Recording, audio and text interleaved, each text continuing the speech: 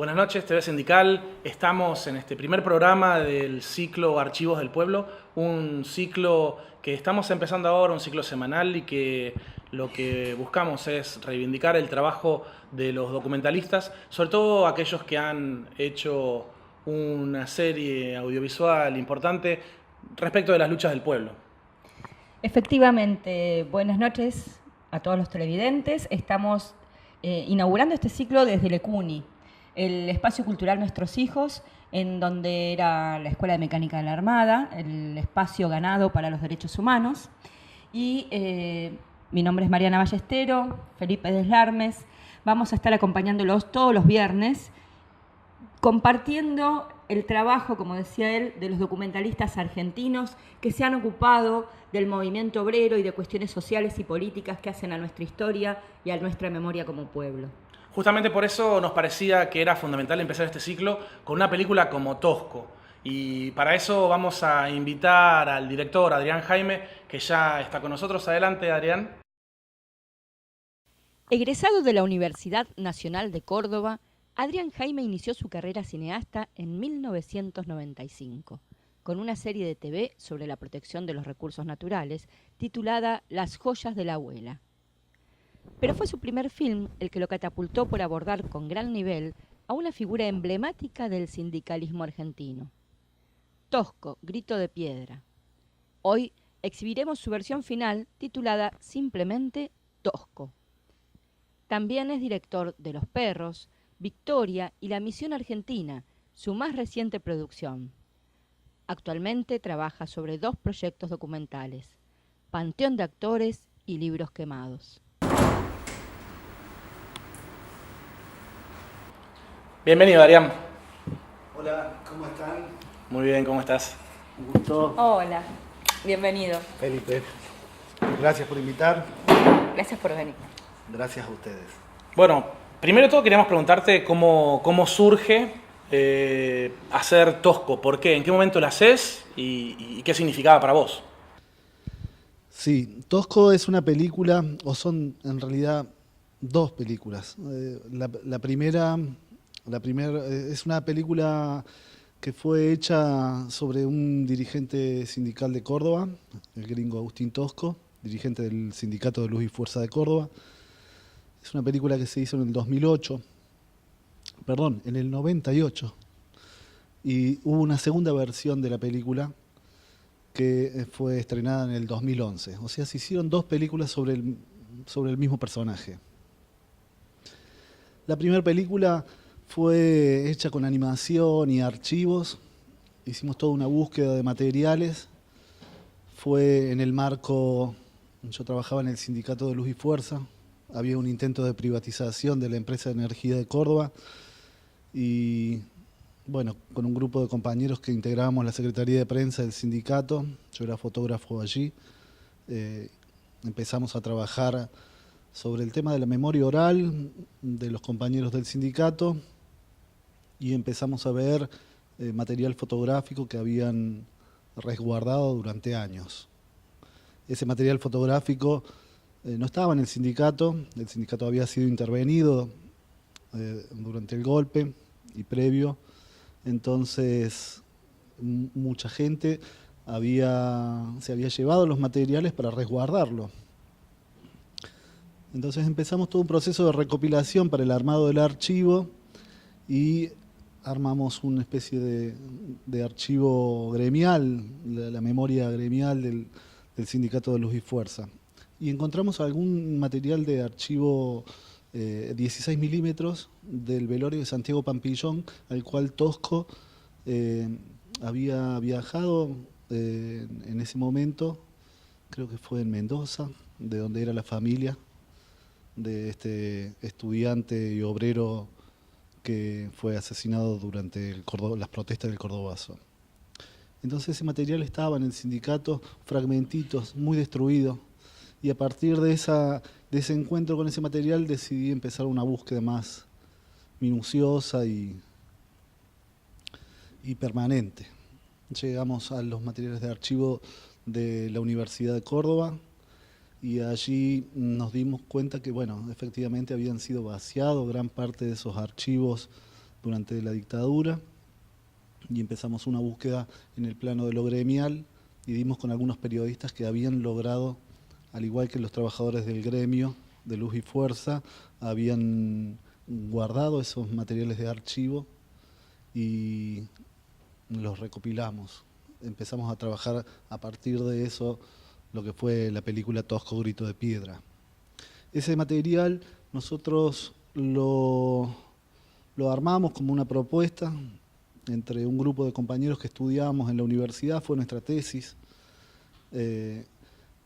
pero le incorporamos mucho material de archivo, al material de archivo le incorporamos mucho material de animación, unas animaciones basadas en aquellos trabajos que Ricardo Carpani hizo con la CGT de los argentinos.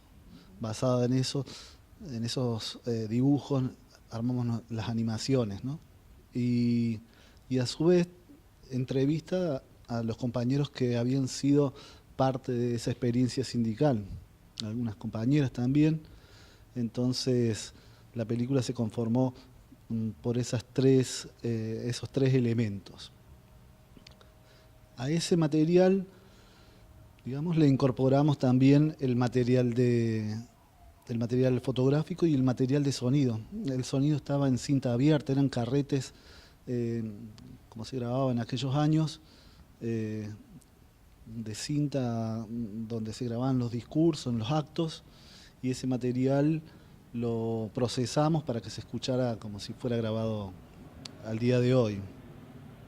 Entonces, todo ese archivo, digamos, fue puesto en las pantallas después de, no sé, la última vez que se vio eso fue en el 69, hasta el 71 creo, y esto fue en el 98, en ese marco de intento de privatización, con lo cual despertó una enorme, digamos, agitación dentro del gremio y a su vez en la ciudad de Córdoba donde fue estrenado. Sí, claro, aparte estamos hablando de un momento donde la destrucción de la economía producto del neoliberalismo era atroz, lo que era la industria local y lo que era, digo, entonces recuperar en ese momento la figura de Tosco necesariamente iba a hacer mucho ruido. Sí, y a su vez se da como se dan las producciones en general, uno no produce en vacío, ¿no? Entonces, aquel momento histórico en pleno Onganiato era básicamente la incorporación del neoliberalismo a la Argentina. En el año que nosotros producíamos la película era otra expresión más acabada de ese neoliberalismo, ¿no? Y nos parecía increíble que aquellas discusiones que sobrellevaban los compañeros de los distintos gremios, porque no solo fue el sindicato de Luz y Fuerza, ni siquiera Agustín Tosco, ¿no? Eran tan actuales tantos años después. Entonces, en ese marco de intento de privatización, que fue resistido y fue una de las pocas empresas de energía del Estado que quedó en manos del Estado, nos parecía muy atinado que esos materiales circularan y circularon por todo el país y generando una enorme empatía y resistencia en otros lugares como Neuquén, por ejemplo, ¿no? Y a nivel personal, ¿no? Entre los compañeros que estaban haciendo esta tesis, pero también los compañeros del sindicato, ¿qué impacto tuvo todo este proceso? Fue muy emocionante porque la gente no se veían las imágenes, se veían las marchas, se veían en plena lucha, digamos, ¿no? La lucha enriquece, alegra, es un proceso que es siempre complejo, es un proceso donde la gente toma decisiones que van más allá de las situaciones cotidianas, más allá de los discursos, porque pone efectivamente el cuerpo. Digo, son procesos de lucha gremial y política que, digamos, tienen un peso específico muy importante en la realidad. La gente respeta el sindicato de Luz y Fuerza en Córdoba por toda su historia y porque lo identifica con la defensa de los derechos no solamente de los trabajadores, sino del pueblo cordobés, ¿no? Pensar la empresa de energía de Córdoba en manos, digamos, del Estado es motivo de orgullo para los cordobeses. Más allá de los costos con que esa energía llega a manos, a los hogares, ¿no? Eso tiene que ver con otras cosas que es interesantísimo escucharlo a los trabajadores, cuáles son las causas y las motivaciones que hacen que la energía en Córdoba sea carísima, digamos, ¿no? A los bolsillos de la gente, siendo que es la provincia que la produce. Entonces, era un proceso de discusión de todo tipo. Se discutía no solamente de historia, sino se discutían las tarifas, se discutía la dirigencia sindical. En ese momento, la dirigencia sindical argentina vivía un traspié.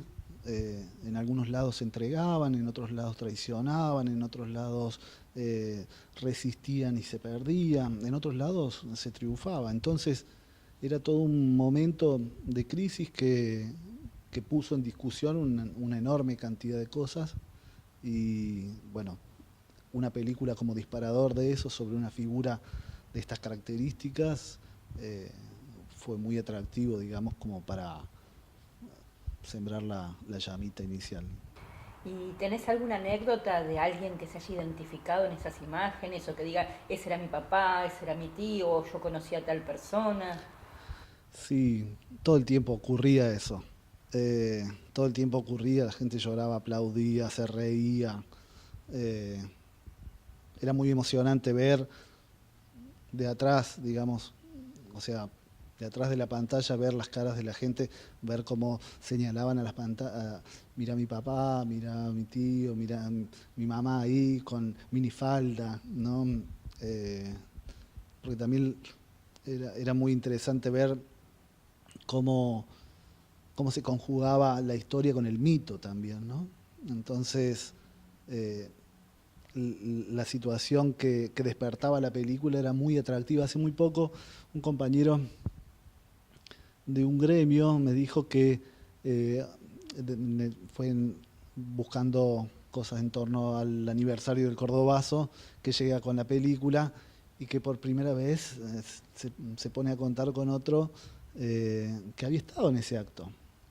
Pero recuerda, él con sus 14 años, que había estado agarradito junto al poste que sostenía el palco. Y me dice, yo tenía 14 años, una nariz grande, un rubio, flaquito y chiquito, y me muestra el fragmento de la película. Yo recién ahí atendía a esa situación, pero era hermoso ver cómo ese chico de 14 años, que después se convirtió en un militante político, que fue preso político, llegaba muchos años después a identificarse en un material que es un material histórico, que lo van a poder ver dentro de la película. Adrián, te invitamos a ver tu película y quédate que después vamos a hacer un poquito un análisis después de verla y charlamos con vos y es para todos los televidentes, así podemos completar un poquito algunas cosas que van quedando. La verdad que la figura de Tosco nos da un montón de material para charlar. Así que vemos la película. Claro, y seguimos. Mil gracias.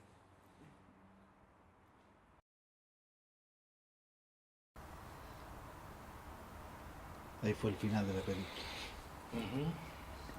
Fuerte, una película muy interesante, con muchas imágenes. Esto aparte, el desafío que tiene que haber significado para vos haber hecho una película sin off prácticamente, ¿no? La película no tiene el off de los documentales televisivos, está construida en base solo a los relatos que se encontraban en los archivos y al material de audio que se rescataron de los desentierros que hicimos, de los materiales que fueron custodiados por la gente que los llevó, ¿no? algunos fueron desenterrados de patios, otros de fondos falsos de paredes, de un asador. Bajamos una vez un asador y encontramos una cantidad de revistas, un arma y, y material fotográfico del Sindicato de Luz y Fuerza. En algunos fondos del Sindicato de Luz y Fuerza, ya casi como un mito, decían, ahí guardábamos nuestros materiales para la defensa, porque los vivían atacando, ¿no? Le intervinieron varias veces el gremio. ¿Te puedo pedir que cuentes un poquito cómo fue ese día del entierro de Tosco? Sí, fue una gran manifestación popular. En ese momento se prohibían todo tipo de manifestaciones, mucho más aquellas que tenían que ver con las que reivindicaban a los líderes sindicales que, bueno, que defendían las causas populares.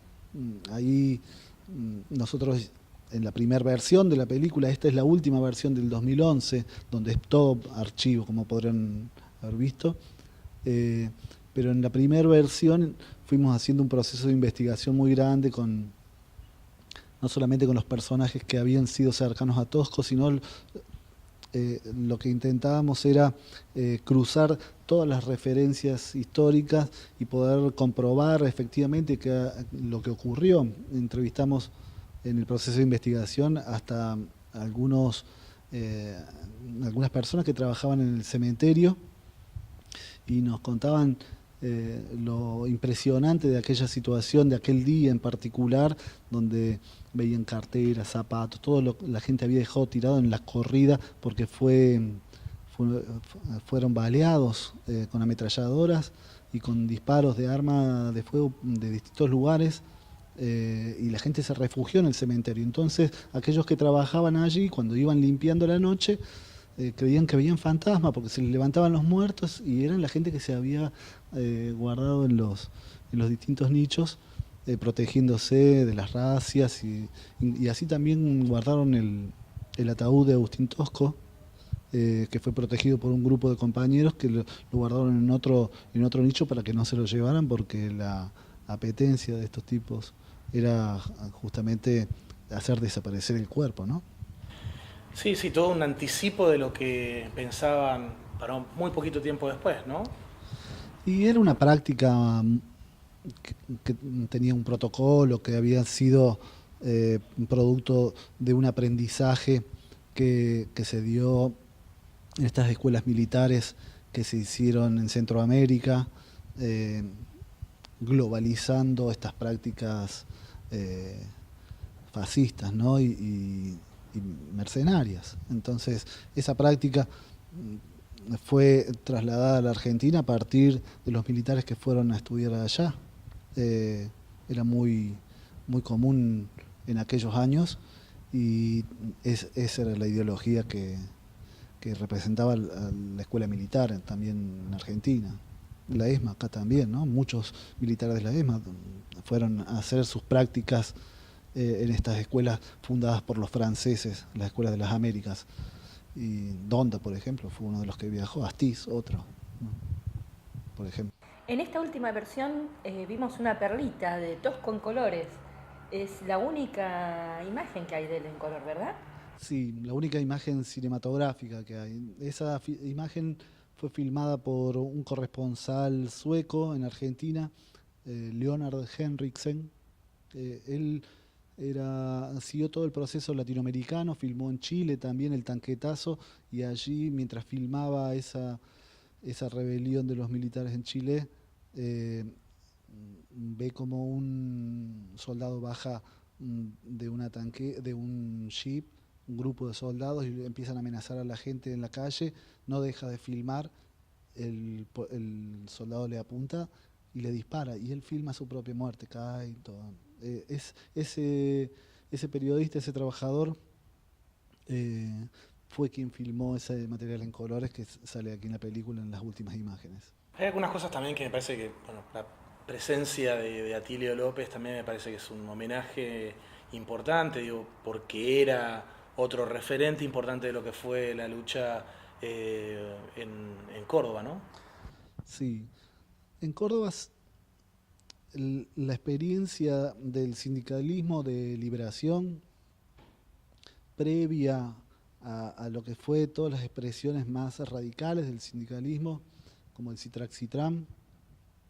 El Citrax-Citram fue la experiencia acotada a un par de fábricas, pero la experiencia, digamos, del sindicalismo de liberación con mucha mayor amplitud ideológica, incorporaba al peronismo de una forma muy decidida. Y ese peronismo no había mejor representante que el negro Atilio López para los cordobeses, ¿no? Es una figura emblemática, no solamente porque llegó a ser el vicegobernador de Córdoba, gracias a su entrega y militancia, a su construcción, sino porque también fue uno de los grandes artífices de esta resistencia popular a la dictadura, que fue el cordobazo, y que abrió todo un proceso, no solamente en Argentina, para que, digamos, sucumbiera a la dictadura, sino que abrió todo un proceso latinoamericano. La imagen del Che circulando surge a partir de incorporar a pequeños grupos radicales de las universidades, pero se incorporan a la lucha política ahí, y el negro Atilio tuvo desde la experiencia en el sindicato que agrupaba a los transportistas de Córdoba, porque el transporte en Córdoba, como en otros lugares seguramente, eran cooperativas. Y cuando pues privatizan el sistema de transporte, entregan a las cooperativas las unidades de vehículos que las ordenaban entre 4 o 5 trabajadores, un transporte, un colectivo. Y él organizó a esos compañeros y fue un referente muy fuerte de esa lucha contra ese proceso. Entonces, contra ese proceso privatizador y con nuevas propuestas. Entonces, también tenía un papel muy importante como dirigente de la UTA en aquellos años contra aquellas fracciones de distintos gremios que eran tremendamente burocráticas y que planteaban la participación dentro los participacionistas, aquellos que planteaban que bueno, que estaba bien que los militares hacer el juego de hacerle el caldo a las políticas, como hacerle la espalda, un poco lo que algunos dirigentes sindicales hoy por hoy hacen. Hoy está pasando, claro. Bueno, pero hay una cosa que me parece también en contraposición a eso de hacerles el caldo gordo a quienes encabezan una política antiobrera. En contraparte de eso, me parece maravillosa la síntesis de ese día en 1973, esa manifestación gigantesca, inmensa, con Dorticós. Cuando Tosco saluda a la multitud, dejo el micrófono. Sí, sintetizando. Sintetizando toda la lucha, ¿no? Con la B peronista y con el puño cerrado, ¿no? Me parece que es una imagen que es clave, que habría que poder trabajarla un poco más en este momento, ¿no? En el sindicalismo de hoy. Me parece una síntesis de la unidad, de cómo tiene que manejarse el movimiento obrero. Sí, ese acto es paradigmático, porque es el 25 de mayo del 73, asume Cámpora y son liberados los presos, y no solamente en Buenos Aires, sino en otros lugares del país, entre ellos Córdoba. Y aquí, a lo que te referís vos, es a la imagen del acto en conmemoración del Cordobazo, en el lugar donde fue asesinado un obrero, Máximo Mena, y en ese lugar instalan el palco y vienen de distintas fábricas a participar del acto, un acto masivo, tremendo, pero ya no solamente los trabajadores, sino vienen los presos. En el palco se pueden ver a algunos compañeros que habían estado presos hasta momentos antes y que después en algunos casos fueron asesinados en distintos lugares por la dictadura posteriormente. Pero Ahí Tosco verdaderamente emite un símbolo, una señal de amplitud y a su vez de síntesis de lo que había sido la experiencia de resistencia a la dictadura de distintas organizaciones políticas con distinto componente ideológico, pero que tenían un objetivo común y un enemigo común, identificando el enemigo claramente que viene detrás de políticas muy concretas, ¿no? Porque no es un enemigo de cuento, sino que viene a destruirte el crédito, el ingreso a la universidad, endeudarte con el capital financiero externo, viene a destruirte la fuente de trabajo, a sacarte el sábado inglés, detonante de lo que fue la reacción masiva que hubo en las fábricas, porque te querían sacar ese derecho ganado. Es como si te dijeran, bueno, de ahora en más empezás a trabajar 12 horas, ¿me entendés? No 8 ya. Bueno, toda esa incorporación de resistencia política a estas políticas de Estado, de Onganía, fue un proceso largo. Esa resistencia fue un proceso largo, pero que tuvo mucha contrapropuesta y que generó niveles de organización enormes, de la gente que luchaba y que lucha por un país diferente, ¿no? Entonces, bueno, a mí me pareció también hermoso. Sí, realmente una vigencia total, lo que muestra la continuidad, ¿no?, de estos intentos de instalación del neoliberalismo. Pero bueno, se nos fue el tiempo. Queremos agradecerte que nos hayas acompañado en este inicio de ciclo. Qué bueno. Y bueno, hay algo que sería importante, porque aparte hiciste un libro sobre Tosco y se puede bajar de la web, ¿cierto? ¿Puedes contar un poquito de eso? Sí. Ese material es el material fotográfico que no usamos en la película. No usamos nada de archivo de fotos y hicimos un libro que se llama Tosco, la calle tiene memoria. Ese archivo lo pueden ver. ¿Dónde está situado para bajarlo? Hay un Facebook de la película, Tosco, y el material lo pueden ahí revolver y ver todo el libro en forma digital. Vamos a poner todas las referencias en nuestra página web y en nuestras redes, así que lo van a poder bajar desde ahí. Dejémoslo ahí.